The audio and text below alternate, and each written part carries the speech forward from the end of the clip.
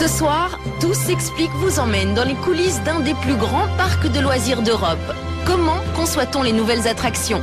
Comment prépare-t-on une parade? Qui en écrit les musiques? Et puis, que se passe-t-il dans le parc quand les visiteurs sont partis? Voici la face cachée d'un monde magique comme vous ne l'avez jamais vu. Bonsoir tout le monde, soyez les bienvenus à Disneyland Paris, édition spéciale de Tout s'explique ce soir, dans laquelle nous avons le plaisir de vous emmener dans les coulisses du célèbre parc, un parc qui fête d'ailleurs son 15e anniversaire cette année, et à cette occasion, eh bien, de toutes nouvelles attractions viennent d'être inaugurées. On en a donc, nous, profité à Tout s'explique pour voir comment elles avaient été conçues. Créer une nouvelle attraction capable de vous plonger dans un monde merveilleux et vous faire tourner la tête dans un tourbillon de rire, il faut avoir l'étoffe d'un ingénieur et posséder beaucoup d'imagination. À Disney, ces hommes et ces femmes de talent sont surnommés les Imagénieurs. Ça peut aller jusqu'à quelqu'un qui écrit, les écrivains, les musiciens, les artistes, qui font des visuels, les éclairagistes, les personnes d'effets spéciaux. Parmi les Imagénieurs, on compte plus de 150 disciplines différentes. En tant qu'Imagineer, on a toujours des disciplines qui sont du cinéma. Donc, ma discipline, par exemple, je suis concepteur-écrivain. Comme ça vient du cinéma, on peut dire que je suis un scénariste, un script, un dialoguiste. Et donc, c'est un petit peu le cinéma qui prend vie en 3 dimensions, 365 jours de l'année. Chacun d'entre eux a une tâche bien précise à accomplir pour recréer l'environnement des films Disney. En tant qu'imaginaire, en fait, je suis l'école visuelle. Donc, je suis censée de faire le monde totalement immersif sans des éléments qui soient différents de l'histoire qu'on veut raconter. Je voudrais que vous soyez convaincus que vous y trouvez dans un monde autre que le monde réel. Pour créer cette attraction, il a fallu 80 Imagénieurs et 36 mois de travail intensif. Tout d'abord, la création d'un storyboard, comme sur les bandes dessinées.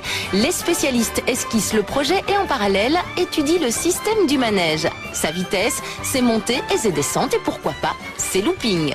Et voici le résultat. En voiture pour une virée dans le monde de Cars. Attention aux collisions. On va rajouter les effets spéciaux, l'éclairage, la musique. Tout ça, implique beaucoup de niveaux de travail. Le décor est important, mais la musique nous aide aussi à nous immerger dans l'irréel. La musique est super, ça fait danser. Parmi les nouvelles attractions, il en existe une où les effets spéciaux ont été élaborés avec la plus grande attention. Le but du manège, nous plonger au fond des océans avec Nemo.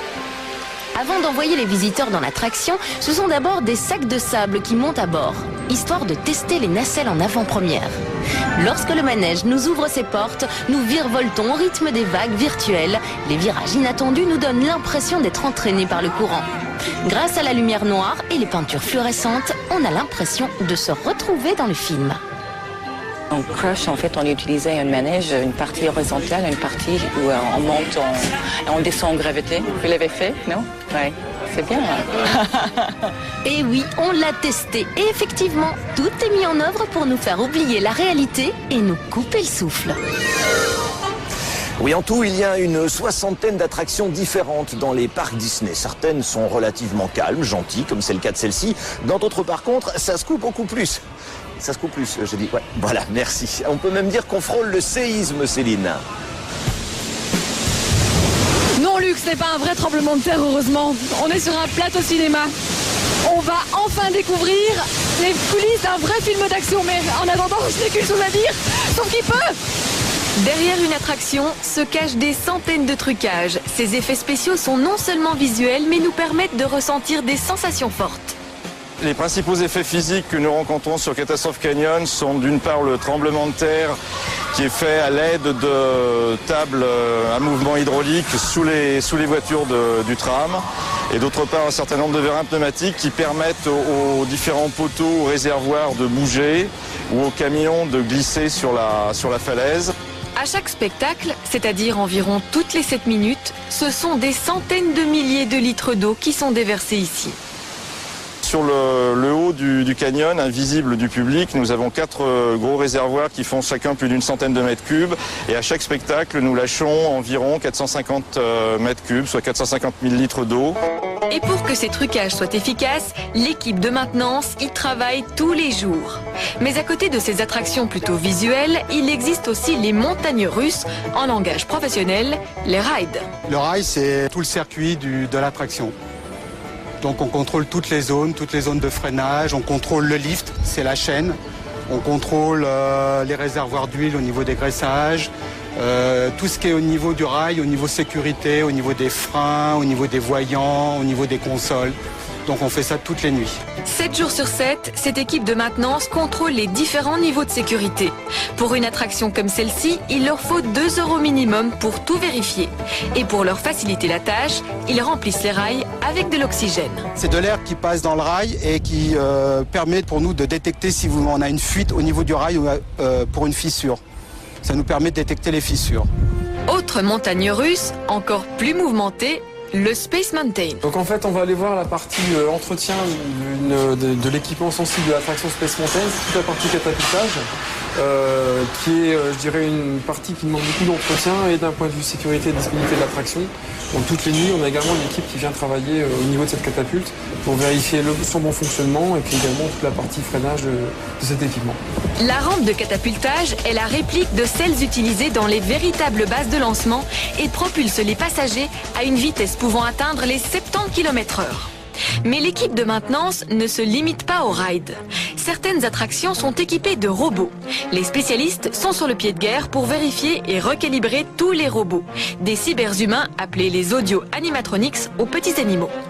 Il y a de l'hydraulique, du pneumatique, des vérins, et puis après des petits systèmes bien de manivelle qui font marcher tous ces systèmes-là. Un travail qui peut durer des heures.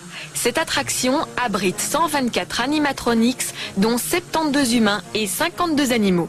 C'est difficile, ça demande pas mal de technologie, de savoir. Puis en plus c'est spécifique, c'est pas étudié ailleurs. C'est vraiment propre à Disney. Quand l'équipe technique a terminé son travail vers 6 h du matin, ce sont les costumières qui prennent la relève. Elles viennent vérifier l'état des poupées. Comme là, c'est un bon exemple. Il est un peu fatigué là. Parce qu'en fait, il faut que le col, il est bien droit comme ça. Il y a le petit pli là. Et ça reste pas plat. Un travail qui débute dès l'aube pour se terminer juste avant l'ouverture du parc. Tu vois? Et après, c'est pour voir vraiment bien que tous les perruques qui sont dans le même niveau, ils sont droits. Et après, pour les chapeaux. Ces techniciens et spécialistes sont mis au défi de garder les 52 attractions fonctionnelles afin de les faire vivre pour nous, petits et grands visiteurs. Voilà, on va faire une petite pause, mais surtout restez bien avec nous dans un instant. Tout s'explique revient à Disneyland Paris juste après la pub. On vous emmènera dans les coulisses de la fameuse parade. On parlera des costumes et puis on verra aussi ce qui se passe dans le parc pendant la nuit. Pendant que vous dormez, vous verrez, c'est assez impressionnant. À tout de suite.